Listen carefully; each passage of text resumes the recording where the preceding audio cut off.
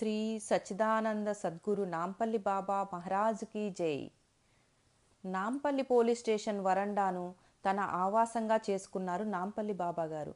అప్పట్లో బాబాగారి దర్శనానికి నవాబులు, సాధువులు, ఎమ్మెల్యేలు, మంత్రులు కూడా వచ్చేవారట.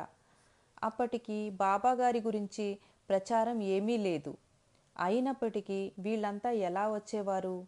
దానికే సమాధానంగా షిరిడీ సాయిబాబా అనేవారట, నా వద్దకు ఎవరూ తమకు తామే రారు.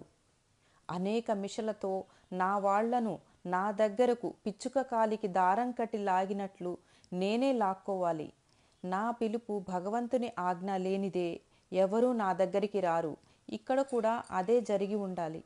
కానీ వచ్చిన భక్తులలో ఎందరూ ఆ సద్గురుమూర్తిని సేవించి నిలకడగా జీవిత లక్ష్యం వైపుకు ప్రయాణం సాగించారో వారికే తెలియాలి.